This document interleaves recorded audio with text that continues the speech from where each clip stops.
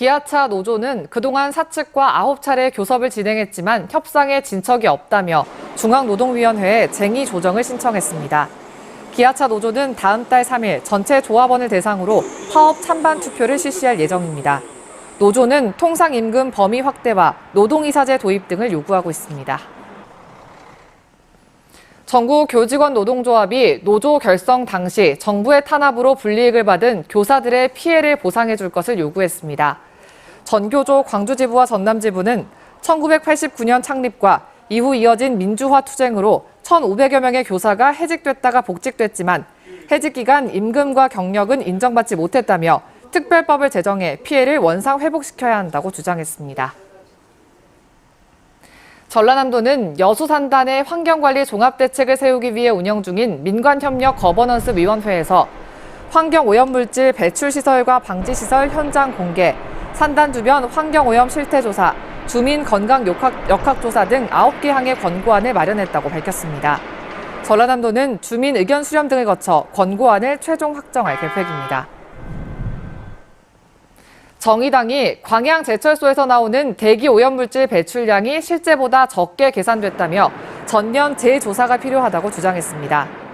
정의당 전남도당은 국감 질의 과정에서 국립환경과학원이 제철소 고로에서 나오는 오염물질의 배출량을 산정하면서 고로를 중단할 때의 휴풍 과정만 포함하고 재가동할 때의 재송풍 과정은 누락한 사실이 확인됐다며 환경부가 오염물 배출량을 다시 산정해야 한다고 강조했습니다.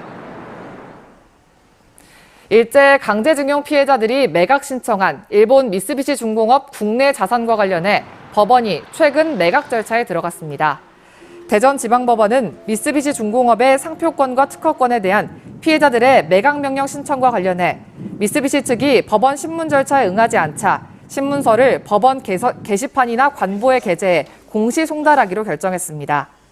일제 강제징용 피해자와 유족 등 5명은 미쓰비시 중공업을 상대로 손해배상 청구 소송을 제기해 지난 2018년 대법원에서 최종 승소했지만 미쓰비시 측이 배상 명령을 이행하지 않자 지난 7월 대전지법에 매각 명령을 신청했습니다.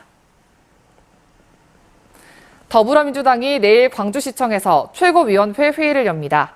민주당은 내일 광주시청 대회의실에서 대표와 최고위원, 광주시장과 전남지사 등이 참석하는 최고위원회 회의를 열고 지역 현안을 챙겨들을 예정입니다.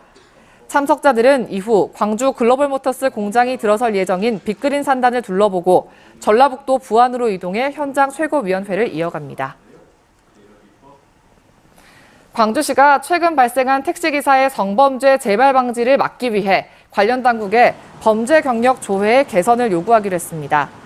광주시는 현행법상 택시기사를 채용할 때 범죄 경력 조회가 가능하지만 자격 취득 이후 발생하는 범죄 조회의 공백이 불가피한 만큼 국토교통부 등의 시스템 개선을 건의하기로 했습니다.